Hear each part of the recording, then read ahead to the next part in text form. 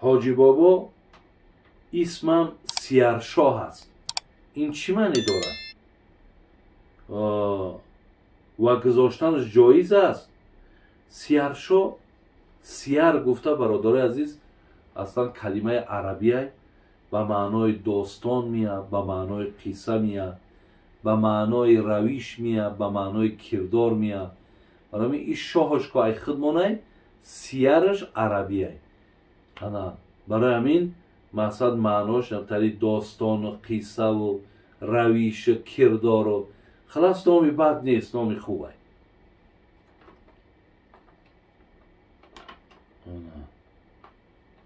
میگویند که به بالای خاکستر بگذری جین یارت میشود. آیا این درسته؟ البته مقصد در جایهایی که بوی باشه و چرک باشه جین ها در اونجا بیشتر هستند. برای همین هر یک جایی که دیدی خاکستر یا زیرش لخچه علاب هیچ وقت نه به بالاش بگذر یا هیچ وقت پاتا در درون حمام نماند. مقصد از همون جای خیلی جای بگیم پرتاوهایی که هست، یعنی موسر میگیم، جایهایی که در اونجا بوی هست، چرک هست، اونجا در داخل نشین که اصلا جین ها را جایهاشون همونجا هست. بابا جان پیغمبرمان آمده است اینجا ده، یعنی چگونه چهره داشتن.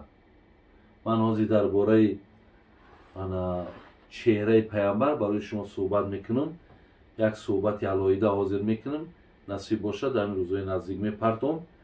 سوال دیگر آمده است که قبر 25 ساله را کنده در جای دیگر مانیم درسته؟ درسته.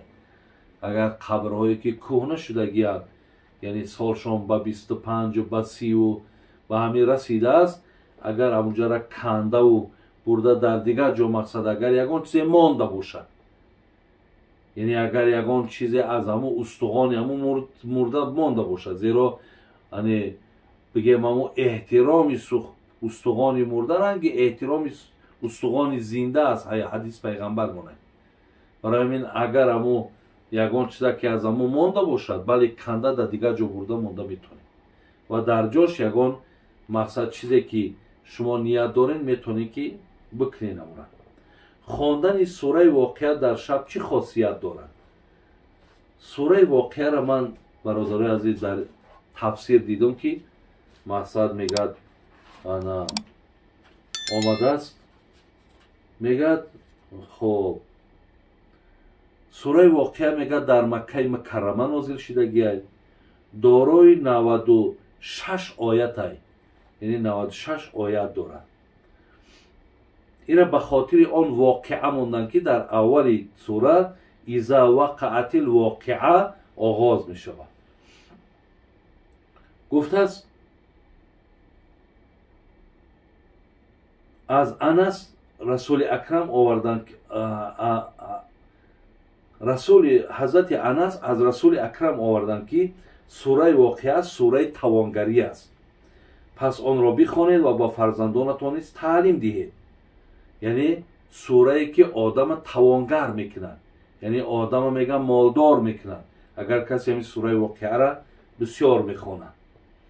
و ثعلبی و ابن عساکر در شرح حال عبدالله ابن مسعود روایت کردند، یعنی اینها از جناب عبدالله ابن مسعود آوردند که عبدالله ابن مسعود هم با بیماری میگه مبتلا شد، صحابه پیامبر، و به همون بیماریش میگه رحلت کرده بود. حضرت عثمان میگه، حضرت عثمان داماد پیامبرمون میگه با عیادتش رفت و از او پرسید ای عبدالله از چی؟ گفت بین از چی بیماری رنج میبری؟ گفت از بیماری گناهانم. مقصد چی رنج داری؟ چی غمت میته؟ گفت گناه های بسیارم. گفت با چی چیز میل داری؟ گفت با رحمت پروردگارم. گفت دستور نمیتی که یگان طبیب بیاریم؟ گفت همون طبیب مرا بیمار کرده است. پرسید آیا برای تو بخشش دستور ندهم؟ اگر اجازت بدی یک خمال بیارم بتومد، پولت بیارم بتوم. گو مرا بدان نیاز نیست. گفت آیا برای دخترانت از فقرشان بیمناک نیستی؟ گو خیلی دخترک ها داری، مقصد انا فقیرن، نادارن، نمیشود که اینها را مقصد همو بخشیش همو پول بیارین دست میاده بتیم. گو من به دخترانم دستور دادم که در هر شب سوره واقعه را بخوانند، زیرا در حدیث از رسول خدا شنیدم که هر که در هر شب سوره واقعه را بخواند هرگز به او فقر و فاقه نمیرسد. حضرت عبدالله را که جناب ثعلبی و ابن عساکر میارند، میگد گفت که من مال تا قبول نمیکنم حضرت عثمان، به خاطر من دخترام تعلیم دادم سوره واقعه را بخوانند، هیچ وقت دامن اینها را فقر نمیگیرد. و این خاطر فضیلت در همو نزول همین سوره در تفسیر انوار القرآن همین خیلی میاره. خب سوال دیگر، مرد کلمه خانم حرام را معناش نمیداند و قسم خورد چیکار کند؟ خانش حرام میشه. اگر یک قسم میخورد که مقصد همین کار اگر من در حق تو نکنم خانم حرام، اگر همون کار را نکرد خانش حرام میشه. این ندانستنش او را ای مسئولیت خلاص نمیکنه. بابا جان میگن که انسان پیش از مردنش در خوابش با مرده ها صحبت میکرد. این درست است؟ نه درست نیست. هیچ کس نمیداند که مردنش کیه برادر عزیز. برای همین هر لحظه پیک اجل به سراغ ما آمدنش امکان دارد. مادر بیراهه باشد با او هرچند نصیحت کنیم نمی شود. فرزندها را بسیار فند و فریب میکنند. ما در غریبی هستیم. آیا با این گونه مادر فرزندها صحبت نکنند گناهکار میشن یا نه؟ اگه مادر کاری کنید که صحبت کنید، مادر قطیش باشین، حرکت کنید که پیش راه مادر از این کارها بگیرید. بدنامی و بدنامی شما هست. برای همین از او صحبت نکردن یا او را از خانه پیش کردن این حل مسئله نیست. شما یک جا شیده مادر همراهتون برین یا اینکه مقصد همراهش بیستین، یعنی یک راهی را، یا که اگر شوهر میفارش شوهرش بتین تا که از این بدنامی خلاص شید. میگویند در روزهای جمعه، شنبه و سه شنبه باید لباس نشویی. گناه است. این درست است؟ نه این درست نیست. همه روز سر بشویید، همه روز لباس بشویید، هیچی باکی ندارد. این خیلی روزهای سرشویی و روزهای لباسشویی در اسلام نآمده است. خواهر دادر عزیز، خب معنای اسم سکیره چیست؟ این اسم را از روی کتاب قاعده بغدادی گرفتم و اسم دخترم را سکیره گذاشتم. و خب کتاب بغدادی برای آموختن، یعنی اونجا چند حرف، یک حرف، دو حرف می شود، سه حرف می شود، چهار حرف می شود، یعنی برای پیوسته کرده خواندن. اونجا هر خیل کلمه می آید. ولی یک نام دیدی سکیره، او نام نیست. او را برای یاد گرفتن مقصد چهار حرف یک جا کردن شده سکیره، اشیا سه حرف یک جا کردن شده سکیره. بعد در دختر تا نام میمونی. سکیره اصلا همردیفی سکرانه، یعنی یک آدمی که مست میشوه می نوشه، همون را سکران میگن یا سکیره میگن. برای همین یگان نامی او قدر معنای خوبی نداره. بهترش انا سکینهش مان، خود ما ساکینه میگیم یا سکینه. این دختری حضرت امام حسین بود. برای همین سکیره را با سکینه ایواز کن با بهتر میشه.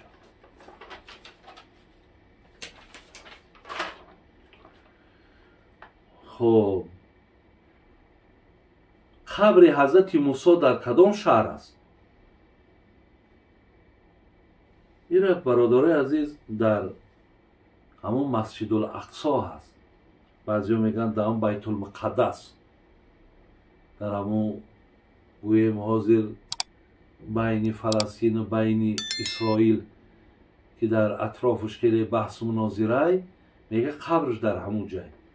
جناب امام بیضاوی و جناب بغوی و اینها سه شهر نام میگیرن، میگه در اردن، یکش میگه در شام، یکش میگه در فلسطینه و عمرش میگه 120 در آمد. علای مهربان جان شگیرف که خیلی که به حدیثا در گوش کرده بوده که عزرائیل حتی به چپات زد وقتی که به سراغ جانش آمد. همچنین میگه 120 ساله بود.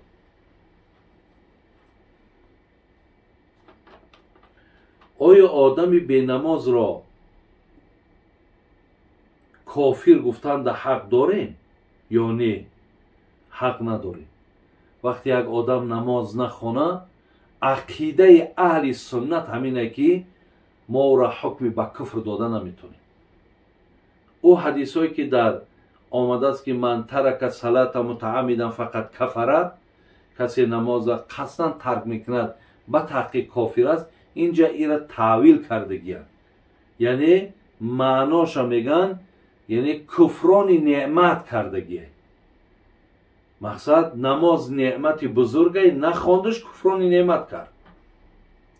لیکن آدمی که نماز نخوانه هیچ وقت او را عقیده اهل سنت این است که کافر گفتن حق نداره.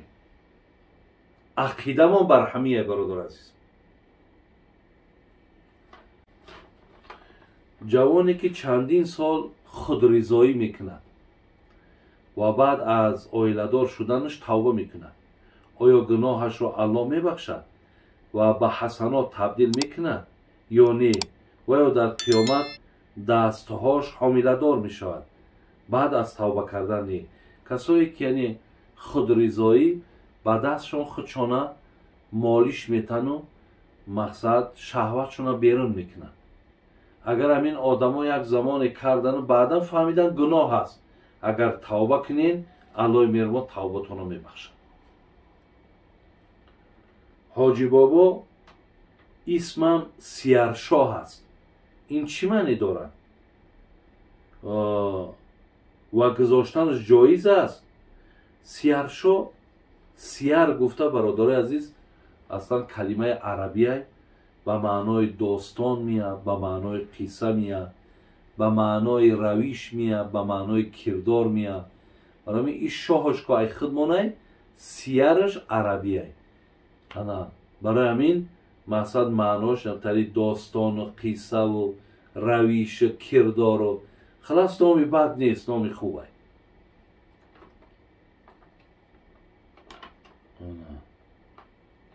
میگویند که به بالای خاکستر بگذری جین یارت میشود.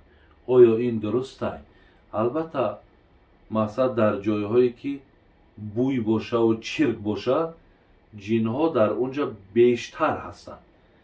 برای همین هر یک جایی که دیدی خاکستر یا زیرش لخچه علابه، هیچ وقت نه به بالاش بگذر یا هیچ وقت پاتا در درون حمام نمان.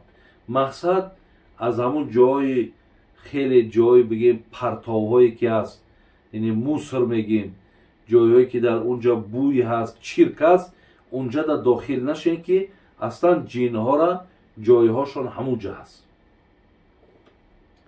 بابا جان پیغمبرمان آمده است اینجا ده، یعنی چگونه چهره داشتن. من حاضی درباره چهره پیامبر برای شما صحبت میکنم، یک صحبت علایده حاضر میکنم، نصیب باشه در این روزهای نزدیک میپرتم. سوال دیگر آمده است که قبر 25 ساله را کنده در جای دیگر مانیم درسته؟ درسته.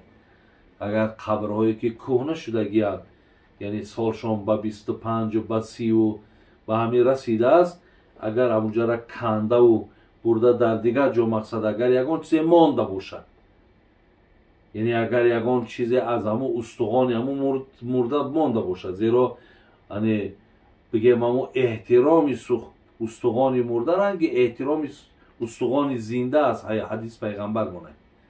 барои ҳамин агар аму ягон чиза ки аз аму монда бошад, бали канда дар дигар ҷо бурда монда метонед ва дар ҷош ягон мақсад чизе ки шумо ният доред метонед ки бикунед. амура хондани сураи воқеа дар шаб чӣ хосият дорад?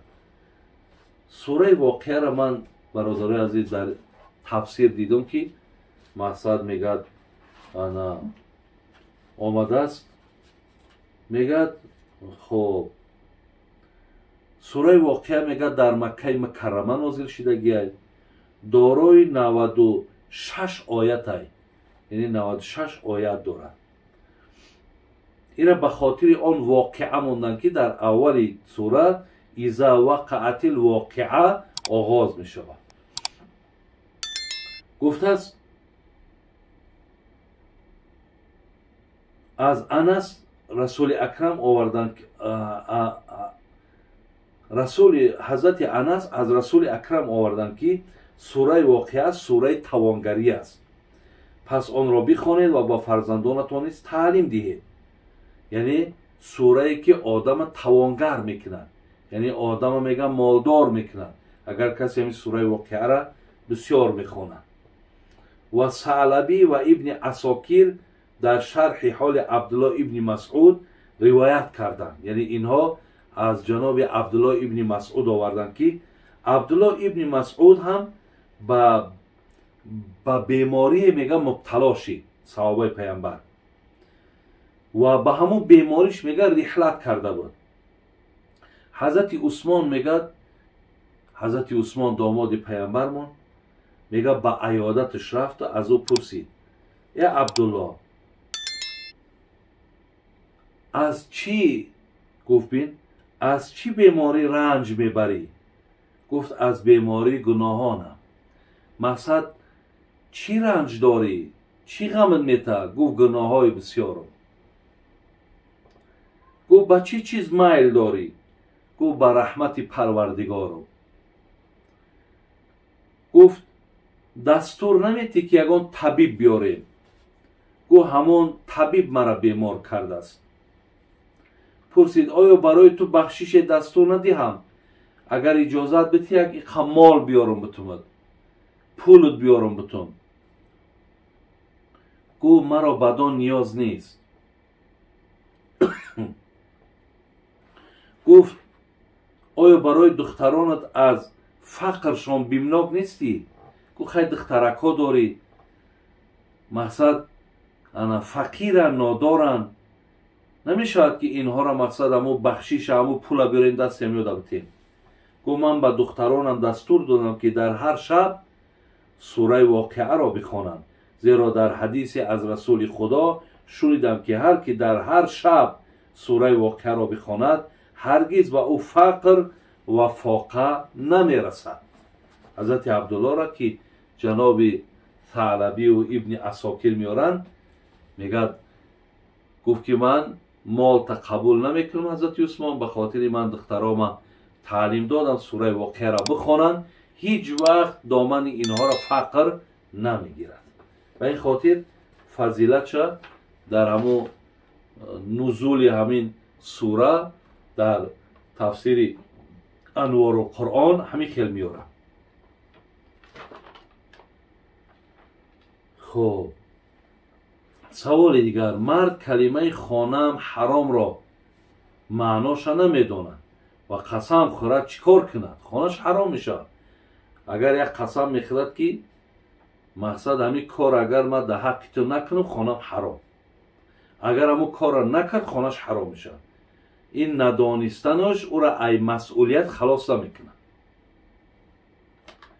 бобоҷон мегӯянд ки инсон пеш аз мурданаш дар хобаш ба мурдаҳо суҳбат мекунад. ин дуруст аст? Не, дуруст нест.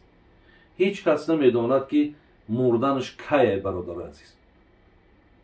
барои ҳамин ҳар лаҳза пайки аҷал ба суроғи мо омаданаш имкон дорад. охирон саволе дар пеши ман аст. гуфтам бо зани рус никоҳи мусалмонӣ карда мешавад? яъне агар зани русеро агар мо бигирему никоҳ да бидорем, ҳамин дуруст мешавад ё не? аку дуруст мешавад. یعنی زنی کتابی را مردک مسلمان اگر در نکاحش بداره درسته. ولی برادرای خیلی گرامی، من برای همه شما چندین بار گفتم که شما از همین ملت خودتان زن بگیرید. یعنی تمامی همون گویم پستی و بلندی شما را همین زنهای تاجیک برداشت میکنن. این زن تاجیک، زن مسلمان خودمان در همه سختی، در همه ناداری، ببینید در همش طاقت دارد، صبر دارد. برای همین کسانی که گرفتن، من در سفرهایی که داشتم همش گفتن که در حقشون خیانت کردن. یعنی بغیر این شوهرش با مقصد و بخدش دوستدار داره و همیشه مقصد گویم اطاعت مردک نمیکنه. اگر کم ترک شوهر که از کار و بار که ماند دیگه او را در خانه راه نمیته، جوابش میته. خلاص همین چیزهایی هست که اگر شما بگین زن کنم و برای آینده همین تاجیک اختانه بگیرین، انشاءالله بهترین میشود. الله مهربان عاقبت همه بخیر، ایمان با سلامت نگه دارد. سلام علیکم و رحمت الله و برکاته.